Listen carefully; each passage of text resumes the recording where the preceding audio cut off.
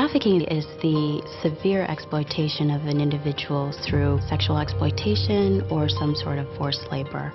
People are tricked or forced or abducted or threatened into situations against their will. Victims can be anyone. They can be men, women, and children of any age, any nationality. They could even be a U.S. citizen. Human trafficking is a very profitable industry, and it's one of the fastest growing crimes in the world. You can only sell a kilo of coke once. With these victims, you can make money off them again and again and again. These are somebody's kids, somebody's parents, somebody's sisters or brothers that are being held in conditions that no American and no reasonable person in the world would find to be suitable. As we all know, slavery has been outlawed for a very long time, but in fact this is modern-day slavery.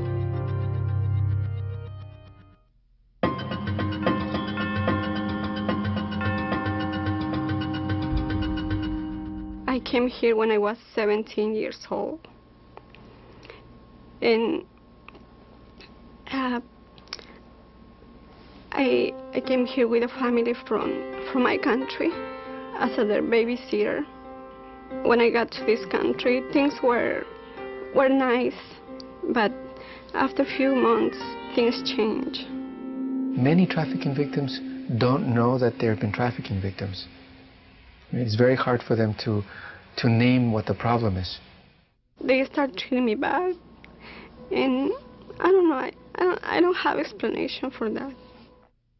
A lot of the clients that come into a non-governmental organization for services may actually be trafficking victims. They're never easy to identify. However, I think it'll be easier to look for something when you know what to look for. So, how do you recognize a trafficking victim? I think there are some red flags. One is that the person seems to be under constant surveillance. They're watched. Someone's always with them. I couldn't go nowhere. I couldn't have friends. I couldn't go to school. So it's critical to get that person alone. Because even if they're with somebody who may say they're a friend, they may in fact be the trafficker or an affiliate of the trafficker. When you talk to them, you have to ask them questions because they might not tell you anything at first. And when you start asking them questions, you realize they were forced into doing this activity. Other indicators, red flags of trafficking would be they've been working and yet they don't really know their way around. They live and work with their employer on the same premises. I was scared about to leave from the house, to try to escape, because I thought, where I'm going, after the house, where I'm gonna go. I have no place to go. I don't know anybody. There are some visible signs that you could maybe look for. A person who looks abused, maybe some bruises, a lot of medical neglect, maybe you have untreated medical condition. Somebody who's very scared, who looks very intimidated, not looking at you in your eyes. People may think that they're being attacked when they're not. So they may become irritable or inappropriately angry. They may have lost their ability to manage their anger emotions, their defensive emotions. You need to try to find out whether or not they were held in a condition of compelled service in the past, or there's somebody who's recently been liberated who was in that situation, and then you have to open your toolkit to respond to their needs. They took me to a shelter for 3 months. They were great people. That's why I'm here now, because they really, really helped me.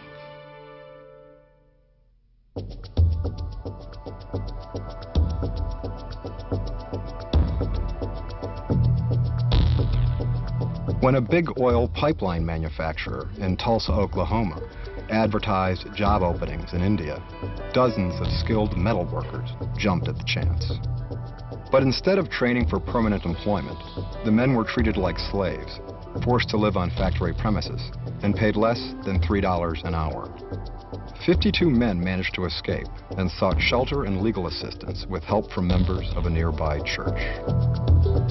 When we encounter somebody who's just been freed from a traffic situation, their needs are the basic needs. They need food, they need shelter, they need clothing. Those things have to be provided. 52 people, they were living in the, 4 or 5 people living in the one room, different rooms. And people were donating the clothes. People were donating the TVs and the air conditioners and the, bed sheets and the blankets. And you can imagine 52 people needs. Everybody has a different need. Everybody has a different requirements.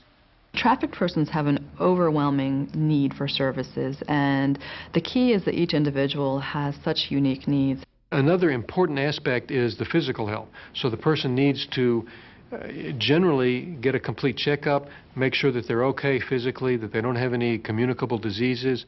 Most trafficking victims have come here to make a better life, and they need to work, for example.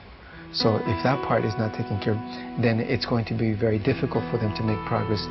So you have to teach them things like taxes, how to fill out an application for employment, how to fill out a lease to rent a house, how to open a bank account, how to go food shopping, how to get a driver's license. At my home in India, my wife, she got the threatening calls, and this says, your husband left the John Pickle company. He has to go back and join the work. Otherwise, when he will come back, he will have a big trouble, big problem in India. Trafficking victims are most often unaware that they have rights in this country, and through the Trafficking Victims Protection Act, which was passed in October of 2000, they do have rights extended to them, and they are eligible for certain benefits. The Trafficking Victims Protection Act of 2000 has 3 main goals: prevention, protection, and prosecution. The Trafficking Victim Protection Act gave us those tools to do victim-centered prosecutions where we can catch the bad guys but also protect their victims. There is a process that trafficked persons go through called certification, and that comes when the law enforcement federal agents have deemed the individual as a victim of a severe form of human trafficking. Once they are certified, that individual is eligible for all sorts of benefits, same benefits as a refugee or a political asylee, which means cash assistance from the government, food stamps, they are work authorized, they can access Medicaid, Medicare services. And everybody was scared because everybody paid a lot of money to come here in the United States. And we cannot go back to India under their circumstances. Law enforcement has the option of filing for something called continued presence, which is a statement saying this person is a victim of trafficking and they are assisting me with my investigation. It's critical that they remain in the U.S. during my investigation or prosecution. Then they will have a temporary legal status while you're working to get a more permanent form of relief. T visas are a longer-term immigration status that happens typically after the criminal case is done. It allows the victim to stay in the country and even bring their family to join them, to reunite the families. It's a very good way of making sure that the victims are not retaliated against by being deported back to the home country after they've cooperated with the investigation. And it was a very exciting moment in my life. I seen my family, my wife and my son. Big, last year my wife, she delivered the boy here in the United States, and he's like, now he's an American citizen. While it's important to give the victims hope, you also can't tell them something that you can't deliver on. I think the most important thing to do is to give them the tools to make the decisions in their lives.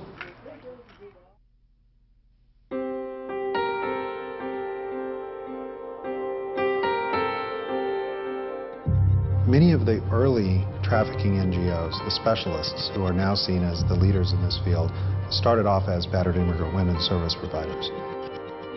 Safe Horizon expanded its mission to include human trafficking. We started to see a number of young women initially coming forward with these types of complex cases where they were undocumented, where they were being brought to New York or to the United States, having experienced crimes that would typically be described as trafficking. Doing advocacy for that. It's People get scared when they hear about a new subject and think, I don't know how to do that. I wouldn't know how to work with that kind of person. And we had a discussion, as any agency would, about whether this was an issue we felt we could tackle, whether we were equipped to do this, and we thought it was a natural for us since we were a crime victim service agency. They were able to take the tools that they were using for one group of exploited people and immediately switch those over to trafficking victims. I'm from Mexico. When I was 16, I met someone who was older than me. I fell in love with him, so we married. He forced me to work as a prostitute. He told me a lot of lies about the police in this country, that we were illegal, and if I go to the police, they're going to put me in jail. I believe him. In many of the cases, the traffickers have often recruited people from their hometowns, from their homes, so there's a real intimate knowledge about who they are, where they're from, and their family's situation. And there were a lot of threats made against her, her family, her child. I always want to quit, to run away, and he knew it because he always was watching me. He never let me alone. He don't let me carry any money, nothing. If you're in another country and you don't speak the language, if your documents are withheld, who do you believe? Where do you go for help? Who's going to believe you? You can't even explain what you want. I got arrested, and that was the last day that I worked. Here at Safe Horizon, we have a counseling center. Lucia was referred to us by a law enforcement agency, and so we were able to respond to her needs. You have to know who to call. You don't want to call somebody for the first time when you hear that there's 50 people in a case. You want to already have your relationships built. Even though we have a very large agency here with a number of programs that we use, we have many partners in the community that add pieces to our program that we don't do. Project Reach is a mobile response team. We offer initial crisis mental health services to trafficking victims and also support and technical assistance to providers. We'll work with the victims and work with the providers to address the immediate mental health needs of trafficking victims. How are you? In some ways, they're very similar to other trauma survivors, rape, domestic violence, but this other dimension of the being in the context of a complex legal system, being out of their country and away from their families, adds another level of stress that makes it very hard to heal from the specific types of trauma that they've gone through. It's definitely important to be aware of someone's body language, their fear level. The fact that for many people who are trafficked, there's a very deep shame factor. We need to help victims achieve a sense of safety. And, you know, when we think about safety, we sometimes think about safety in the outside. But I think we also need to remember that people need to learn how to feel safe inside. I think we have very effective services, and I think that's the key, that we've worked very hard on the relationships that we have in the community.